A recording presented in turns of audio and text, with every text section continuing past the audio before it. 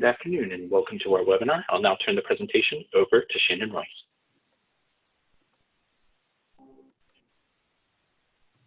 Thanks so much, Ben. I appreciate your help in preparing for this webinar and in being our technical guy who knows all things and has the perfect voice to lead us into our time together. This is the fifth in a series of 5 webinars on the Compassion in Action Guide, and I am Shannon Royce, so thrilled to welcome you to join us today. We are going to be engaging in a conversation about Principle 6, the Complexities Principle, and Principle 7, the Hope Principle. These are the final 2 principles in our series, and we're excited to introduce our speakers to you in just a moment. But first, a few housekeeping things just to make sure we cover all the bases to help you have the strongest experience you can. This is an educational webinar, not intended for press purposes. So if you are a member of the press, this is an off-the-record webinar. We would ask you to allow us to connect you with the Office of the Assistant Secretary for Public Affairs after the program.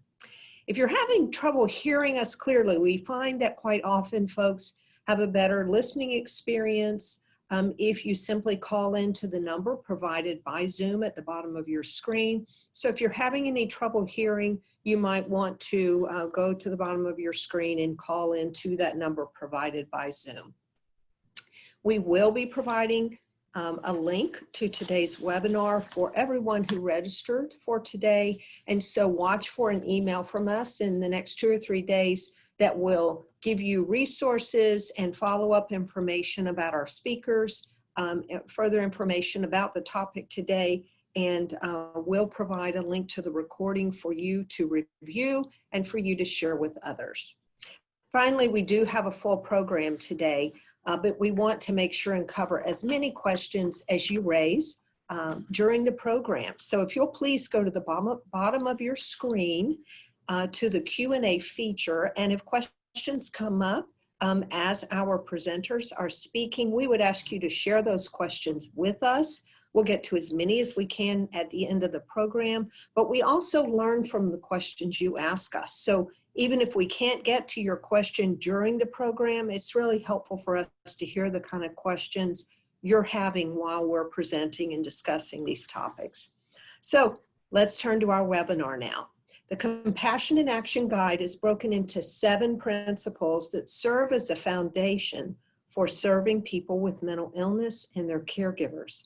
We came to these principles through a variety of interactions, both in person and through technology, with a variety of stakeholders, including clients, caregivers, clinicians, academics, and researchers. While the guide provides helpful points of reference and ideas for how to serve people experiencing mental illness and their loved ones, we also want to be clear with faith communities about the challenges of addressing mental illness. That's why Principle 6 of the guide is the Complexities Principle. This principle reminds us that the issues that families deal with when it comes to mental illness are very rarely black and white kind of issues. They're often really gray, difficult to discern answers, really challenging to walk through. And so for faith communities to serve families well, they need to engage with humility, empathy, and compassion. So remembering Principle 6, the Complexities Principle. Brandon will be sharing with us about that principle momentarily.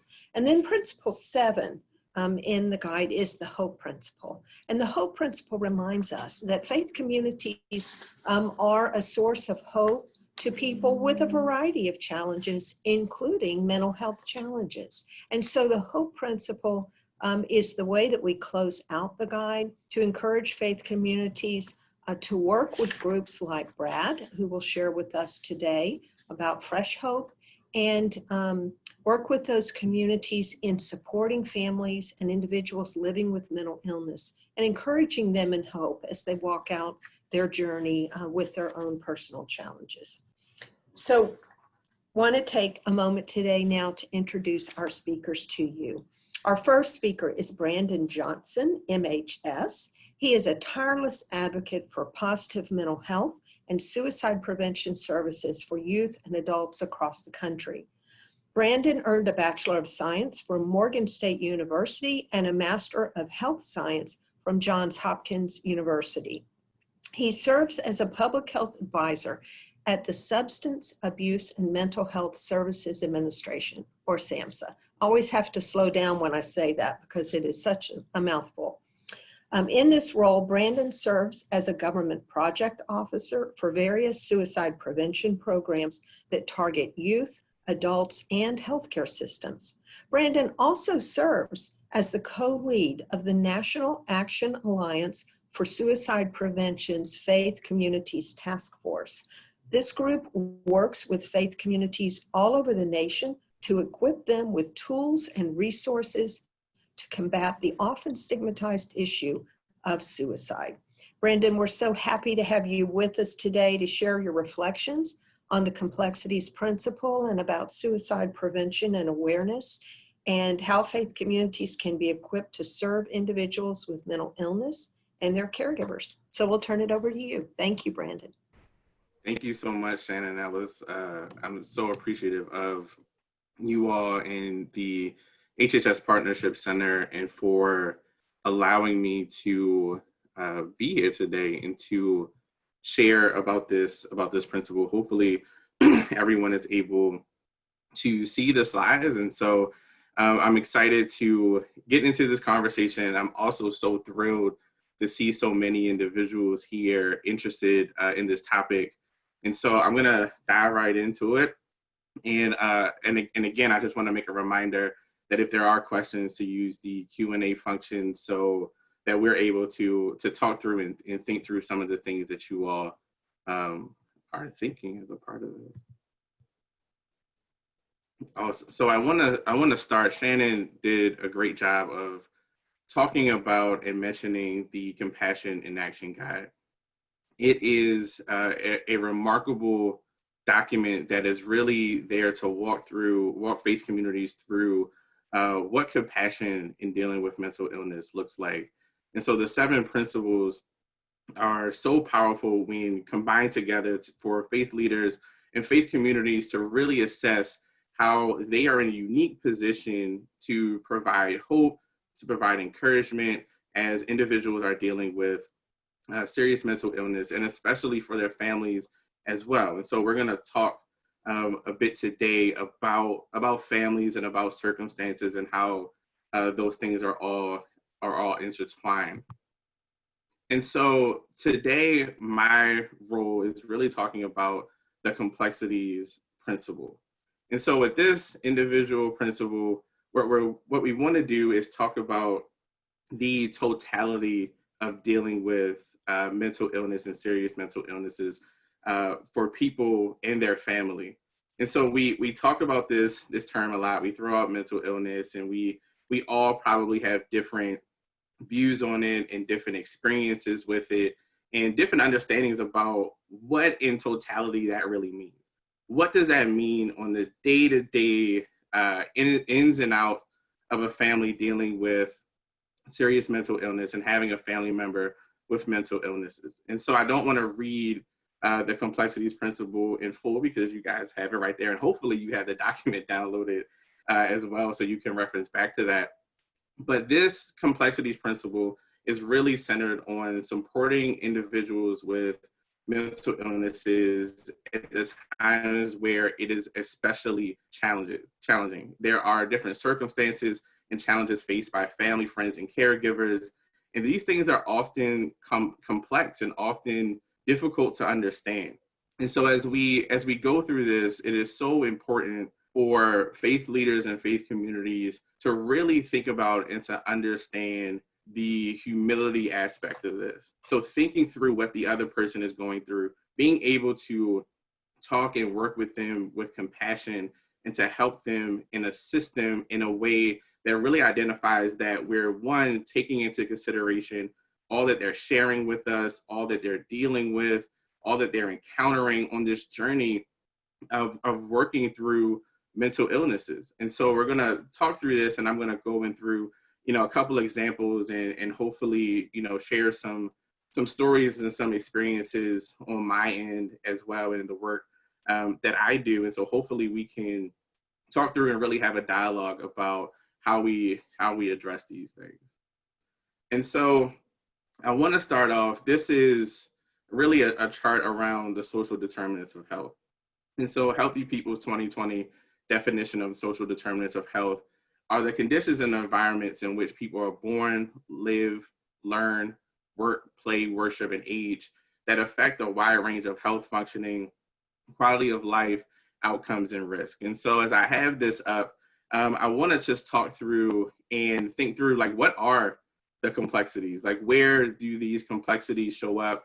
How do they show up? And what do they look like as we're engaging families and individuals with mental illnesses?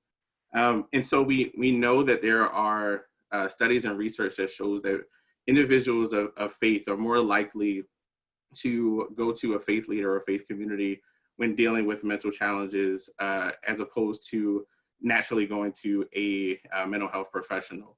And so what we encounter when people are coming to us and talking about the issues and things that they are going through, you begin to unravel and see how mental illness is kind of at the core, but there are so many other outliers and things attached to it that make that challenging.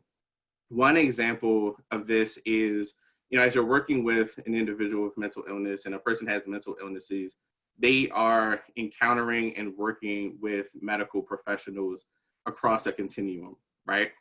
And so as they're dealing with this, they're often prescribed different medication to help with the mental illness that they're dealing with. In being prescribed medication, medication and working with mental illness in itself is complex.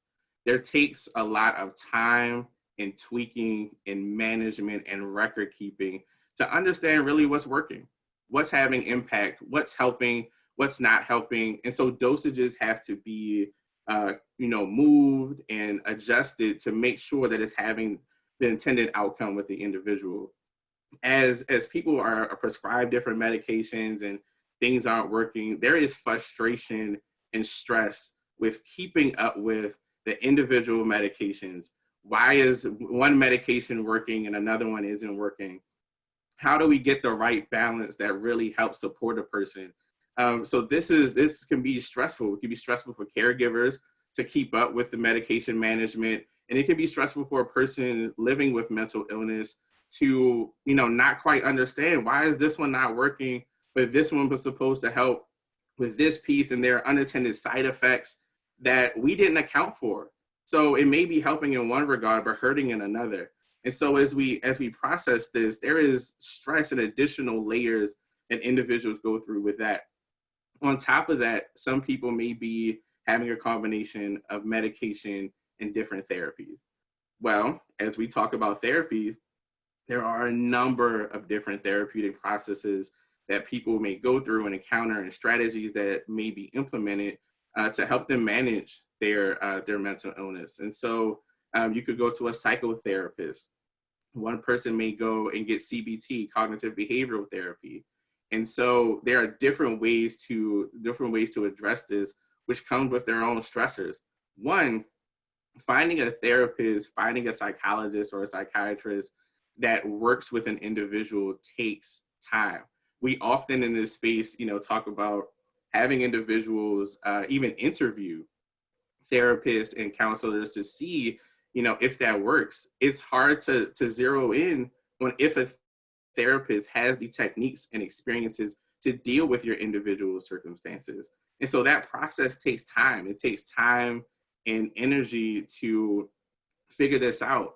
And so this is stressful. It's not like a one size fits all. When you have something in physical health, there's usually a specialist that can deal exactly with what you're dealing with.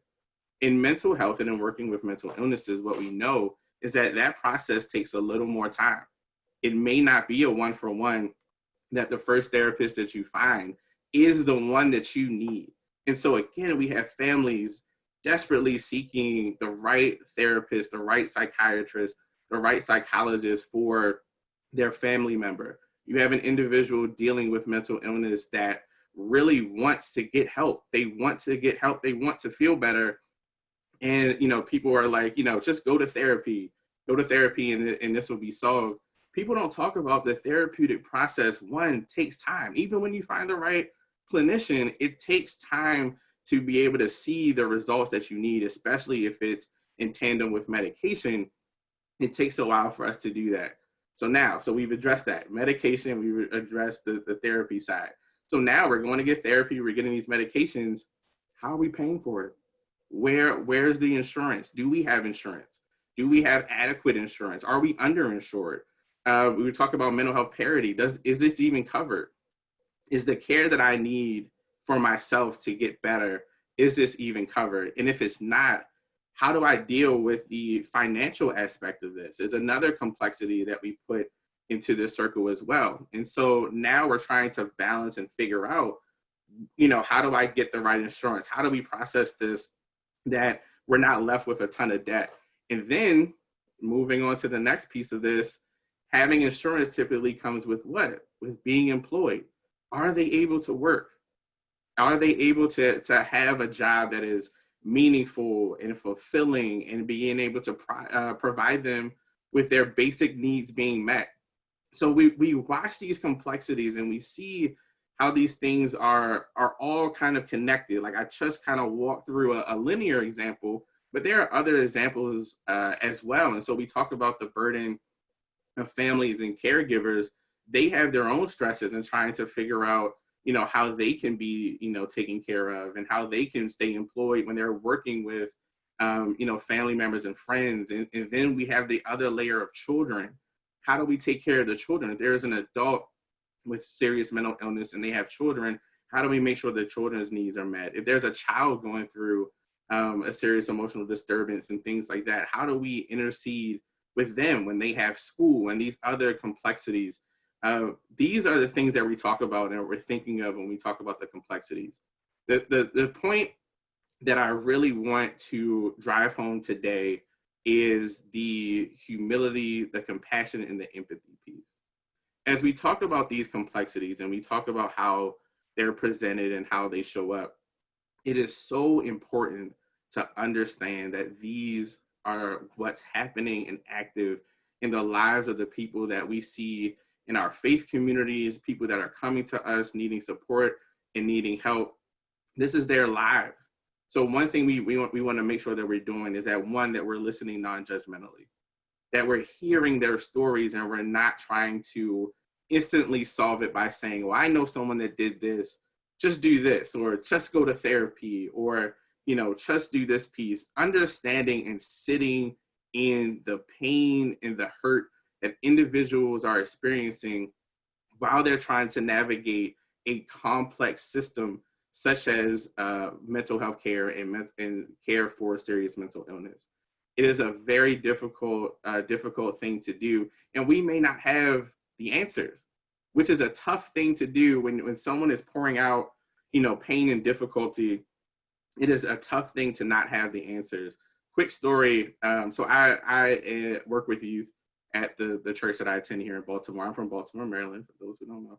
And so as I'm working with youth, we did a series on mental health. My pastor did it. He spoke from the pulpit specifically about mental illness and suicide prevention. And, as we talked about it and engaged it, there were so many families that came up that needed assistance and needing care as a part of this. They were like, I'm realizing some things in my family with my kids, and I want to do something about it. And so working with each individual family was so different. Some of them needed help with, with getting food. Basic need wasn't being met. And so that was exacerbating things. Lack of insurance exacerbated things. Being able to even have childcare to go to work was it's an interesting thing in another aspect. And so these things play out this way. And so the empathy and compassion and working with individuals and hearing, and sometimes it requires sitting in silence and saying, I hear you. I may not have the answers, but I know that this is heavy for you. And so I'm going to do all that I can to support you. And so I want to take a quick second to go through these individual action items that you'll find in the Compassion in Action Guide, which again, I encourage you to download if you haven't already, but looking at entering into complexities. And so this is sitting with people and helping them and assisting them through this. Peer-led initiatives to provide support is a really great tool and a really great way to help individuals as they're going through this. Someone who understands and gets what this process is like is really key. Faith communities are so equipped to help people deal with the other things, right? So we have the spiritual aspect that we do, the hope and all that we take care of, but there are so many ministries focused on, food care and tutoring and, helping to clean up neighborhoods. Those things help individuals manage their mental illness because it takes away and helps to ease some of the complexities that we talked about. Connecting people to culturally specific mental health resources is key as well, because this is something that we find, especially in the African American community, finding a clinician that can exhibit cultural humility and can, or looks like us, we have better outcomes. And so helping people navigate that and helping them find that is definitely a way to support and help people through these complexities. Another piece of this is knowing how to refer individuals in crisis. As people in faith and faith leaders and in faith communities, sometimes it's hard for us not to have the answer. Obviously we tell people to pray and to do these other spiritual rituals. And at the same time, there is a limitation on what we can do. And so an important piece of this is knowing where to connect with other people, developing relationships outside of your place of worship, and being able to connect with places in the community that really want to help and want to help you, assist you through this process. And so because this is quite challenging, setting up a referral network is so critical. Understanding and having conversations within the community to know, where can I send people? Where can I help people? I'll definitely say that the NAMI chapters are very good with this, especially in peer support and helping family and caregivers. Reach out to them. If it's not them, they may know who to connect you with. I want to plug SAMHSA's Behavioral Health Treatment Locator. The website is there. And if you take that and put in a zip code, it will let you know of behavioral health treatment facilities in your region. So definitely take a look at that if you want to do the work that way. Or collaborate, cold call, reach out to people. The community of mental health is so supportive. The third action item is help prepare for a mental health crisis. There is, when you talk about complexities, when individuals go through a mental health challenge, it can be difficult for them to think about their own care or what they would want to happen. And this is very stressful for caregivers who want to meet the needs and respect the wishes and the decisions of individuals dealing with a mental illness, but they may not be in a position when they're in crisis to be able to dictate and understand how they want their care. And so one of the tools at your disposal, and it's talked about in the Compassion in Action Guide extensively, and you'll get more information if you go to, again, just plug in SAMHSA stuff all day. SAMHSA resource here as a guide to psychiatric advanced directives. But what it is that it's a legal tool that a person can state their preferences for treatments in advance. So this is before a crisis happens. You know what to do. It's written down. It's a legal document, so it can be shared with other facilities, and it has the same legal power as those, and it gives people the ability to still have control when they're dealing with a crisis. It's difficult to think through and know, what's happening, what you would want to happen when going through something like that. And so it's so critical to have people think about these. And again, engaging this conversation in compassion and humility. So not like before something else, wild happens with this person, like fill out this form. Not to say that anybody on this webinar would do that, but thinking through in those moments about how we can have these conversations from a place of love and encouragement. And Brad's going to talk about the hope piece, but how we can have these conversations with a twinge on, on hope, like how we can say that this will, this has the ability to help and to relax some of these concerns and being able to meet them where they are. And if they don't want to do it, fine. But having those conversations in humility and with compassion is really important with this. The other one is talk about suicide prevention is the last action item, I should say. And so suicide is something that can occur. It can happen. A suicidal ideation, someone thinking about suicide is something that can happen. And so being prepared for that is certainly key. And so asking an individual if they are considering suicide, if they have a plan, if they say yes, and connecting them with the National Suicide Prevention Lifeline, which SAMHSA funds. The number is 1-800-273-TALK. Stay with them until help arrives. Being there in an emergency situation, being a point of contact if you need to call 911, being a point of contact can definitely help the situation. You can help the situation and help them manage by being there and being a supportive part into that as well. And so just a quick resource I want to mention as well, and I know when we talk about suicide prevention, it can be a difficult topic for faith leaders. Where do I start? What do I do? This is an initiative that Shannon mentioned that I co-lead, and a thank you to Shannon and Ben for being on the task force.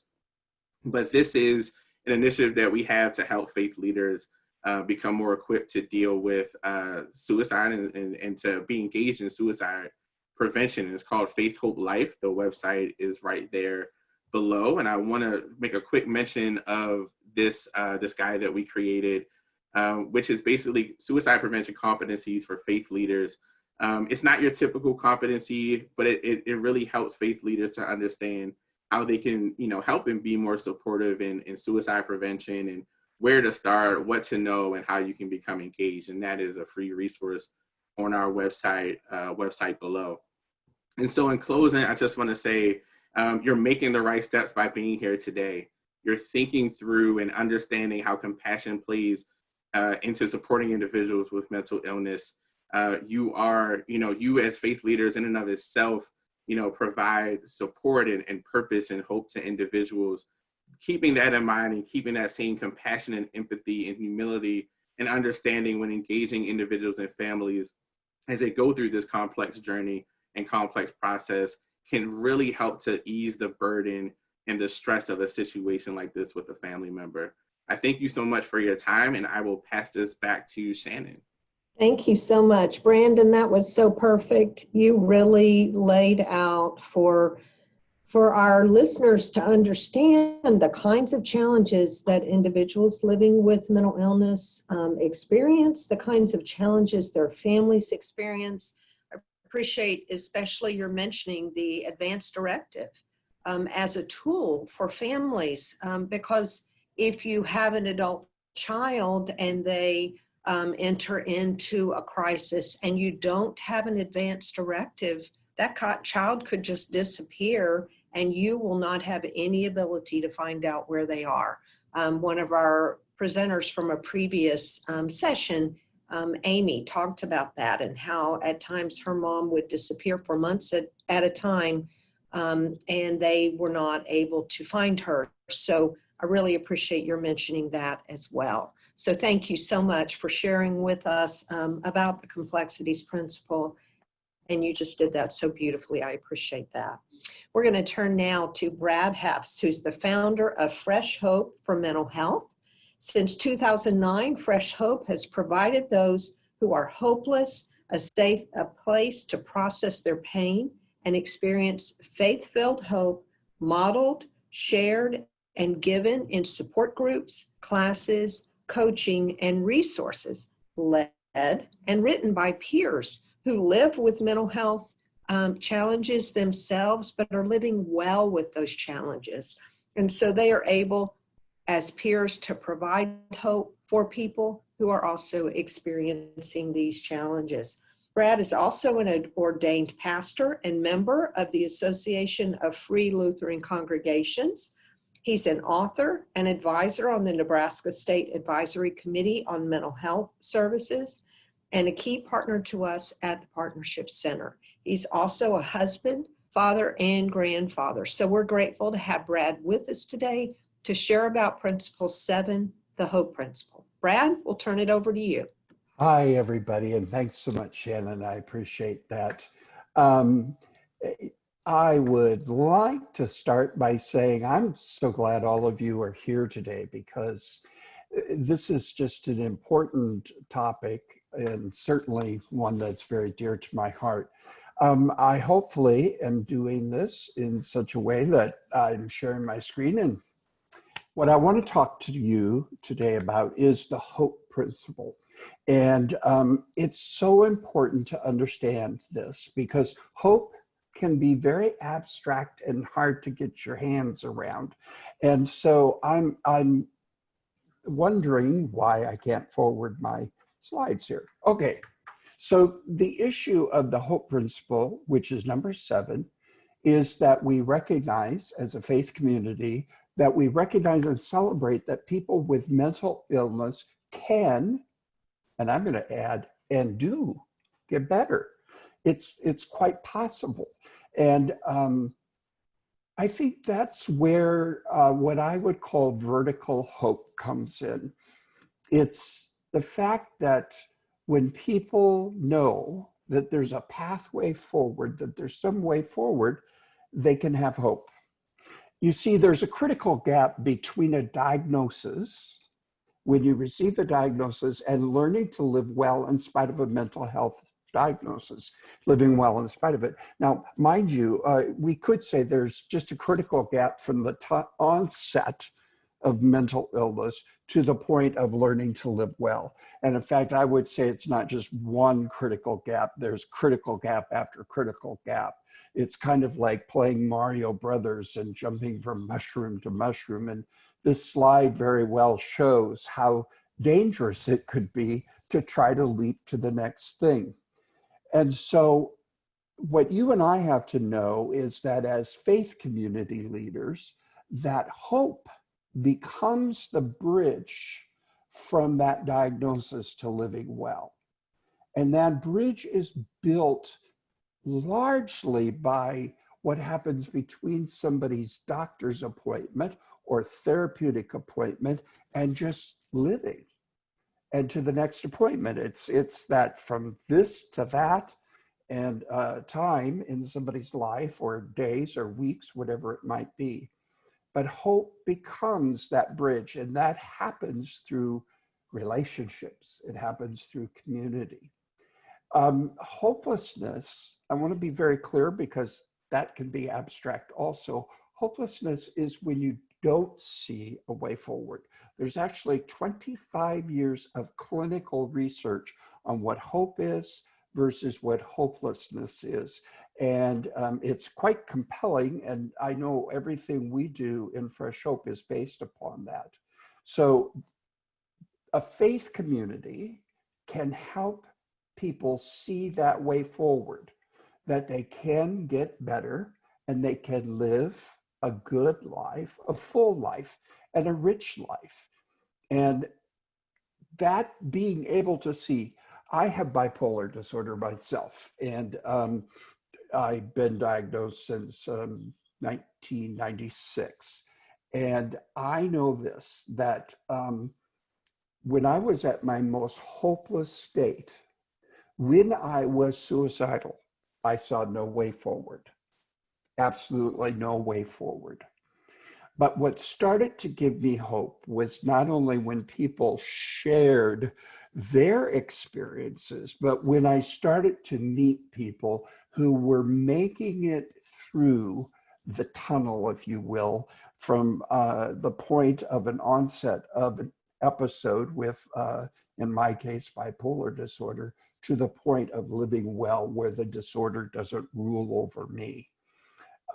So your faith community has a role in that. And I'm going to say, from my perspective, and I apologize today if I make any references only to Christianity, that's my experience, but I'm going to say any faith community, we know this, that when faith is part of someone's mental health recovery, some research shows that people get better sooner and they stay better longer.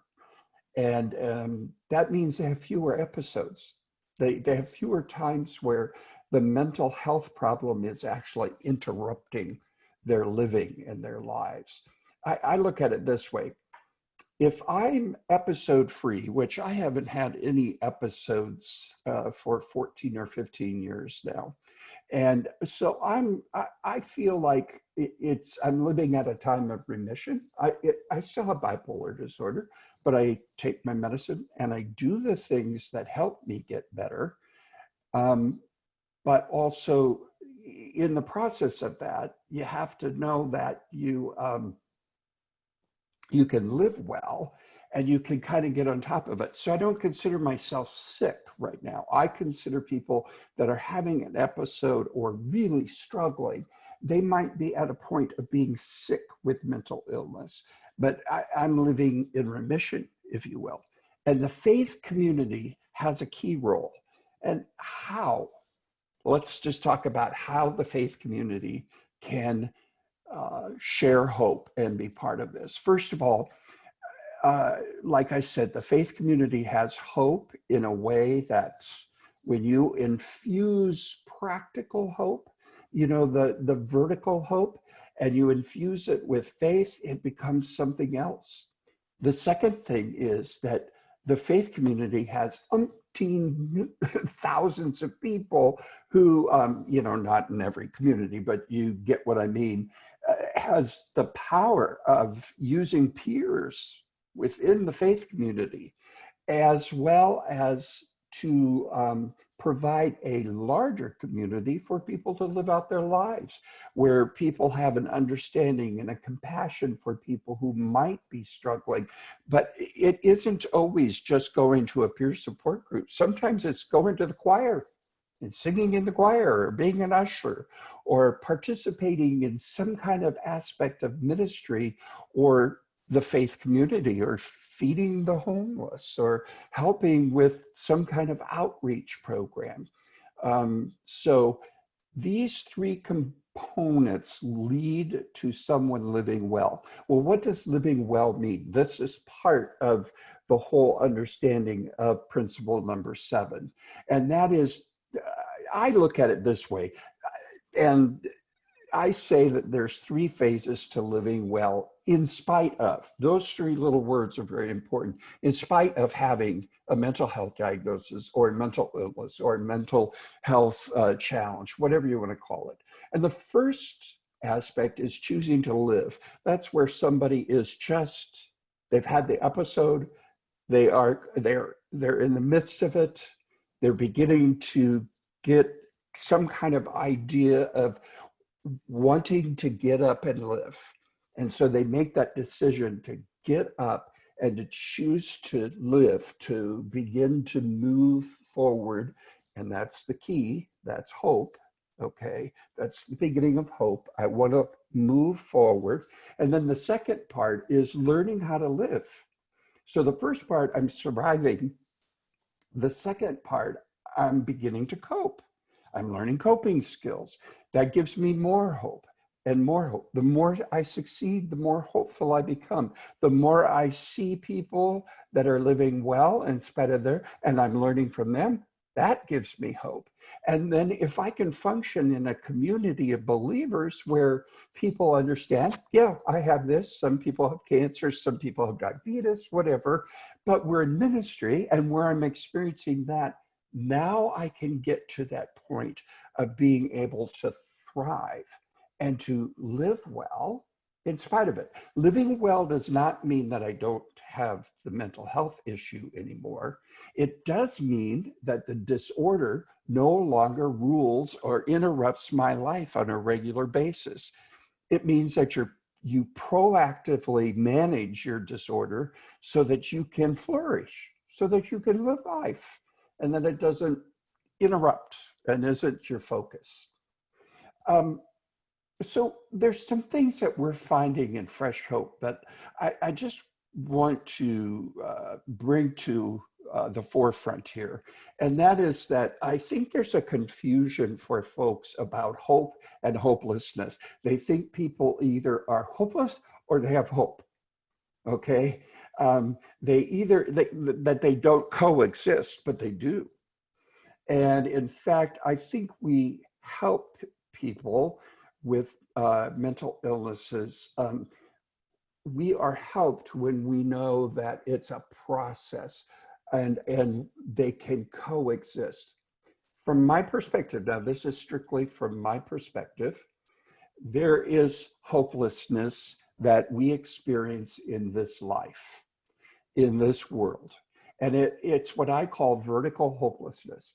From my tradition, from a Christian tradition, I say it this way: hopelessness is very real and it's very much part of this world. But from a spiritual perspective, it is only a feeling, it's not a reality. And hope, on the other hand, is a reality in this life. So there's this aspect of you can have hope without faith. I want to be clear about that. You can have hope in spite of feeling, or you can have hope in spite of having faith. These two coexist. And many times those of us with a mental health challenge, and this isn't just in regards to mental health stuff, this is in regards to any time somebody feels hopeless and hope at the same time. And you can live at that intersection for a lot or a long time. And that intersection is very real. Now, just a little bit more about hope and hopelessness. Hopelessness, not seeing a way forward, right? And I say that it's a vertical experience. From my perspective, there is no experience from a spiritual perspective that's hopeless. And so hopelessness for me is vertical. And like I said, you can have hope without faith. That's the hope of getting better, that people do get better, that the medicines work, therapy works, and support groups help, and all those kinds of things that are here.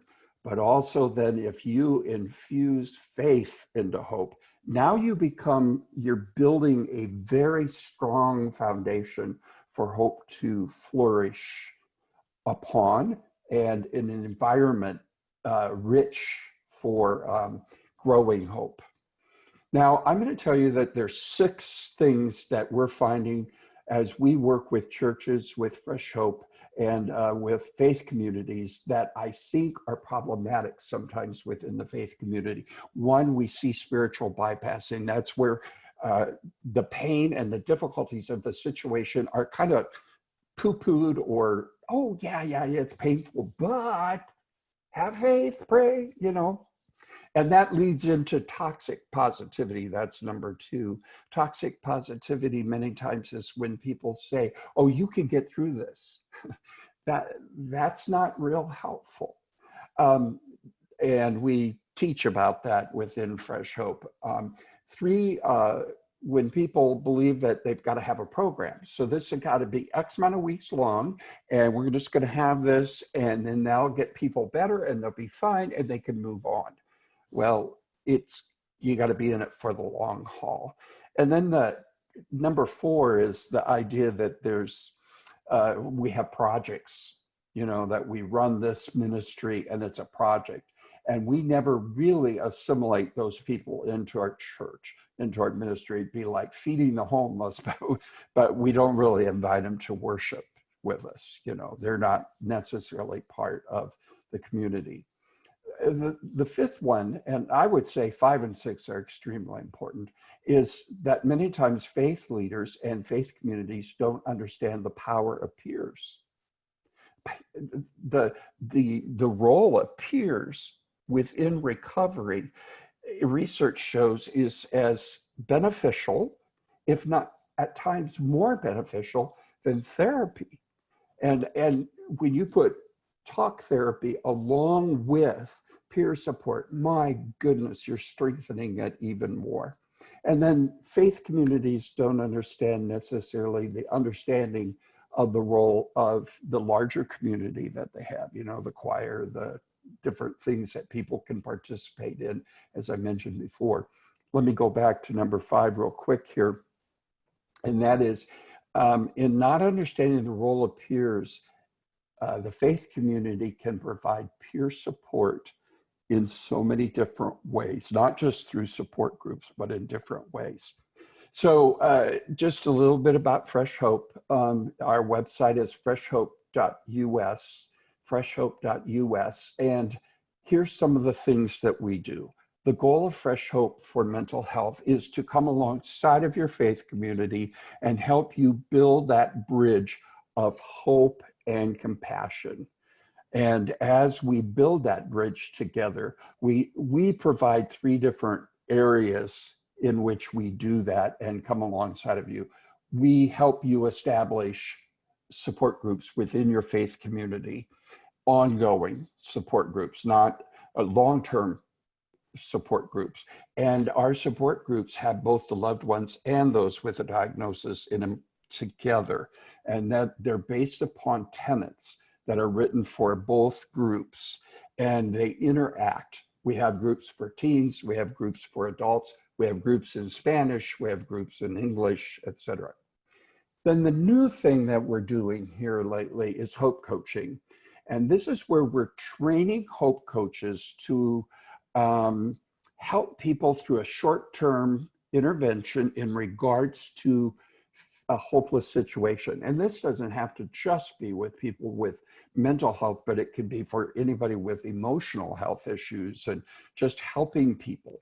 And so we're hopeful to establish these ministries within local churches, but we're also just, and faith communities, we're also training hope coaches right now, and have probably about 35 or 45 hope coaches out there. And we're also offering hope coaching for folks online for free. And hope coaching is really remarkable because what we did is we narrowed it down to really helping people in a very specific way. And then we have tons of free resources, podcasts, blogs, videos, webinars for faith leaders, and hope coaching that we offer online, like I said. The process of hope coaching itself takes somebody from the point of being hopeless to bringing them to a point of being hopeful. It's not a long-term, it's not counseling, it's not any of those things. It's simply somebody being trained to come alongside somebody, to enter into their pain, and then to have the right questions to ask in regards to that pain, to help people process it, to help them begin to see a way forward. And that's the point of pivot that we say, and then to move forward. So it's about 2 to 5 conversations with somebody and talking with them. It can be done within any kind of setting. This is kind of like the emergency workers, the EMTs, if you will. This is different than certified peer support, although churches can offer certified peer support specialists. Each state has different rules and policies in regards to that.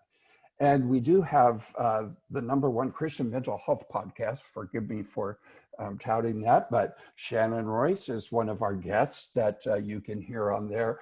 And those resources are intended for both clergy, spiritual leaders, as well as those who have a diagnosis or those who love people who do, and all those kinds of things.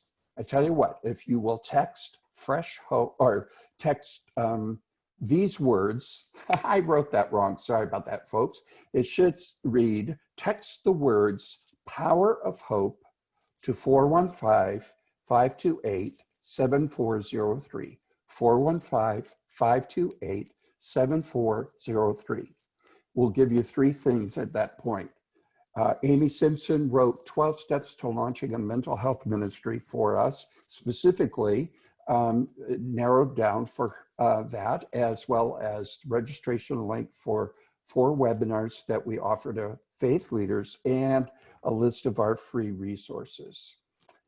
And I just want to end with, people are in desperate need of hope and compassion from your faith community, that your faith community has to offer. Literally, hopelessness kills. And together, we can build that bridge of hope together. One last thing, we do have a thing for COVID right now, and just processing the trauma. That means I'm supposed to be done. Processing the trauma of COVID through what we call, it's a 4-week study to help people process shared trauma. And it's regarding COVID in particular. So anyway, that's free also. Terrific. All right, I'll pass it back to you, Shannon. Thank you so much, Brad. I really appreciate what you shared with us today and the importance of hope, and particularly hearing from you as a person who is living with bipolar disorder and sharing your perspective with us is so rich. So thank you so much for being transparent and for the ministry that you have to support families living with mental illness. And Brandon has joined us, and we have got some really terrific questions, guys. We're having to focus. There are so many. We're having to just choose 2 or 3 given the time that we have left. So I'm going to ask these questions, and if you can give kind of a brief answer, we'll be able to get to as many questions as we can. One of the questions that came up is dealing with, given the complexities, Brandon, that you shared, and some of the things that you shared, Brad, just that demonstrate how complex it can be to deal with serious mental illness.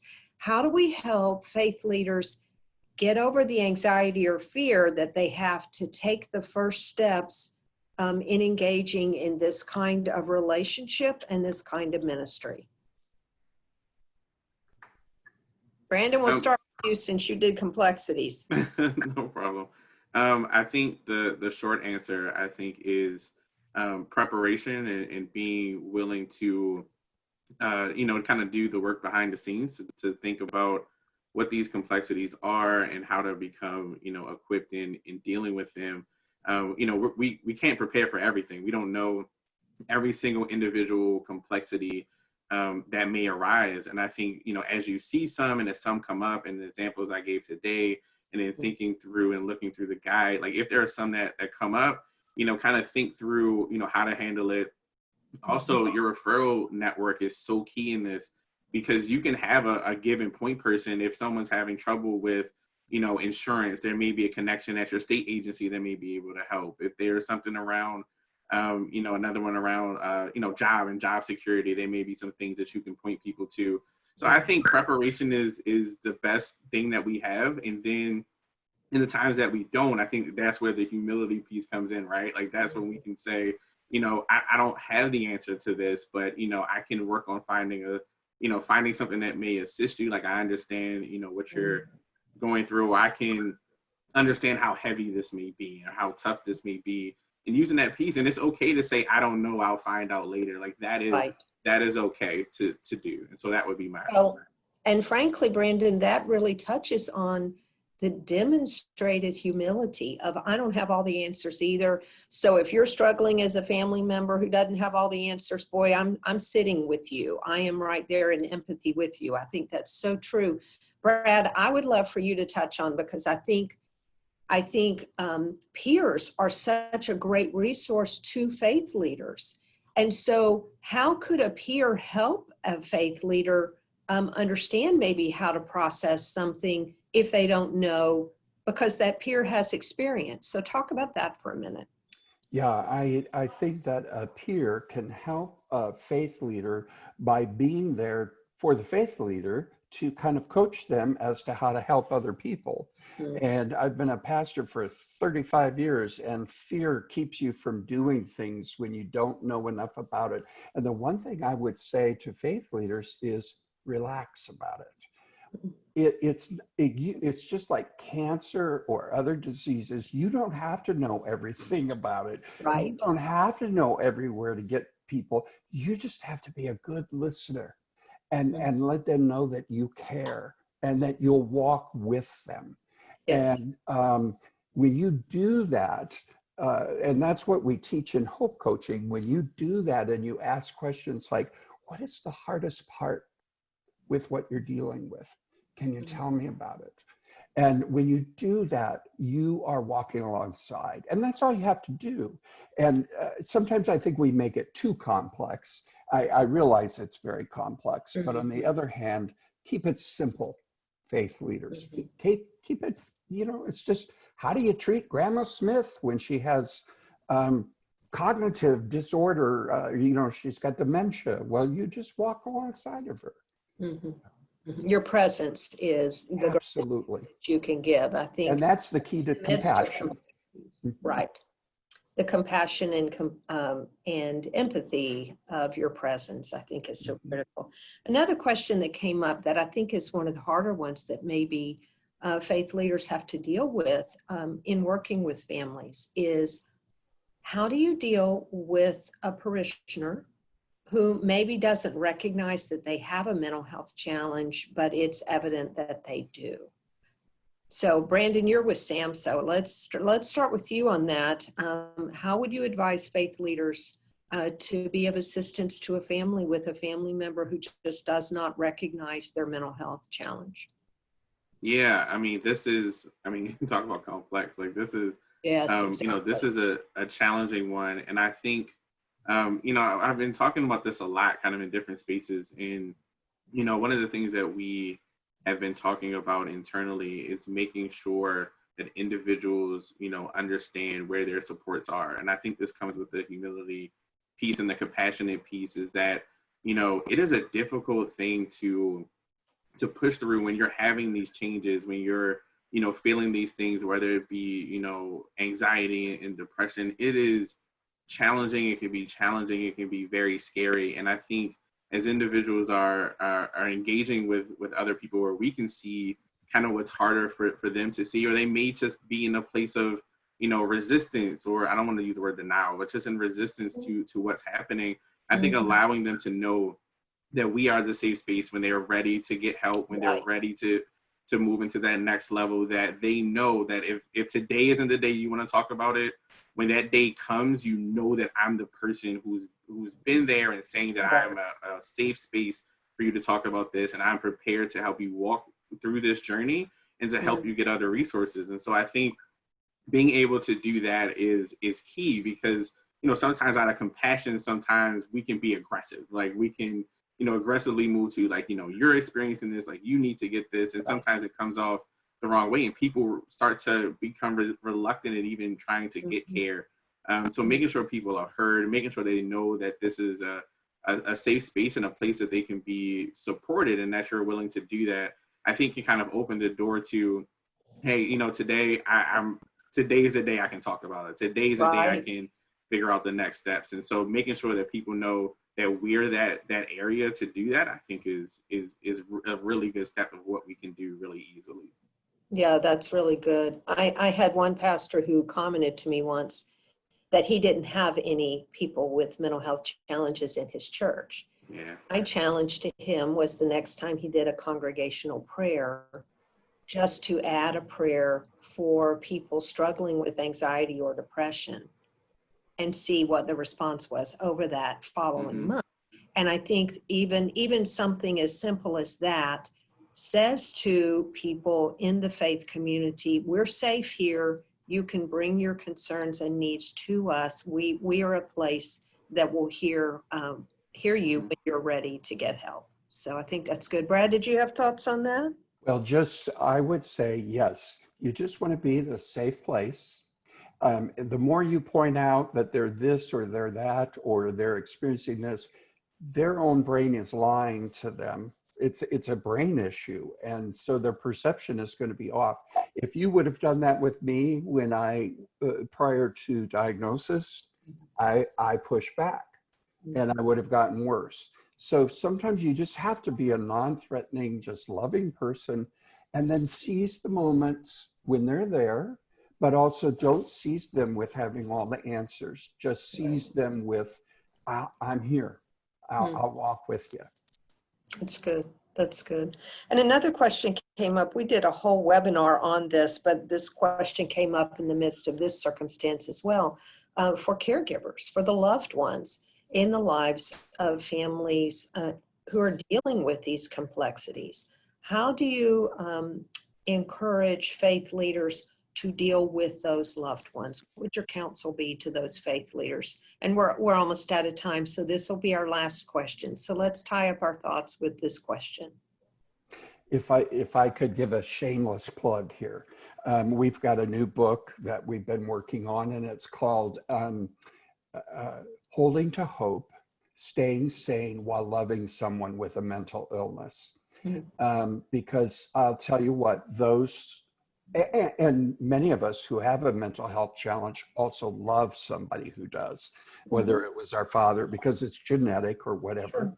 And the issue for me is for faith communities to understand that these chronic illnesses, these chronic situations, especially if somebody is seriously mentally ill, the faith community may not necessarily be able to connect mostly with the person who's sick, but with the loved ones. Yes. And they need that same love and support. And for heaven's sakes, take them a casserole. Yes. Do just for them what you would do for the new widow or the new widower or the family who just found out their teenager has terminal cancer or whatever it might be. Treat them just like that because they're going through an illness. Right. They're going through heartache and challenge, and come alongside and provide support and care to the family. Because you're right, in the most serious mental illness kinds of circumstances, often that faith leader will not be able to reach the individual with mental illness, but providing support to the intimates in that person's life. Absolutely. And encourage them to take Yes. care of themselves. Sure. Encourage them to take care of themselves. Brandon, any thoughts on that as we tie up?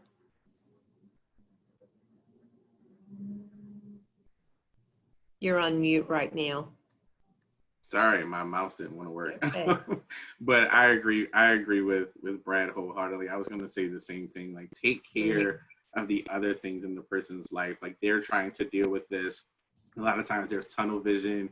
Like, they're solely focused on that, and they, it's hard for them to think about all the other things that they're juggling when we talk about those complexities and things. Right. And sometimes they forget just to eat. So when you talk about like giving people a casserole, like that is care and support and taking care of a basic need that they need to be able to function and provide support to their loved one. And so I agree wholeheartedly with Brad's statement.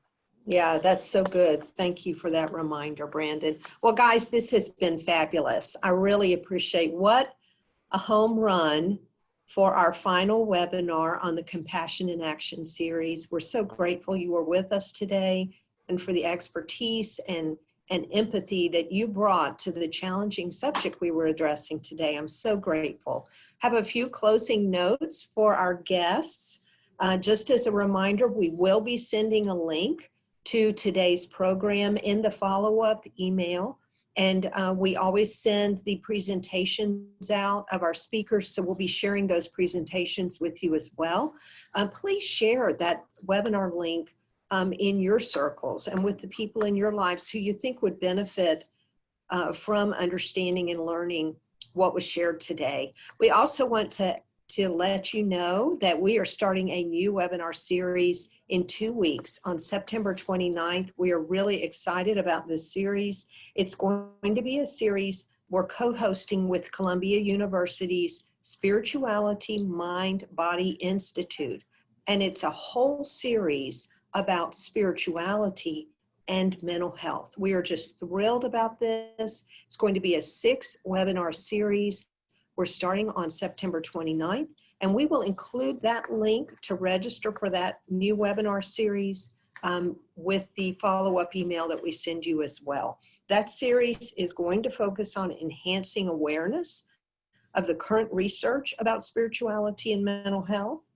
It's going to provide practical examples of faith and mental health practitioners who are working collaboratively together. And it's going to increase hope of individuals living with mental illness and their caregivers. So we hope you will be able to join us for that new webinar series. We thank you for being with us today. If there are further questions that we were not able to get to and you would like us to be able to follow up with you, please email us at partnerships with an S, partnerships@hhs.gov, or you can find us through our website at hhs.gov/partnerships, And you can sign up for our newsletter there. That gives you all the latest information on our webinars and other resources. Thank you so much for being with us today. This was a really fabulous closeout to our Compassion in Action series. We're grateful for your presence with us and encourage you to engage compassion in action in your own communities. Thank you and God bless you.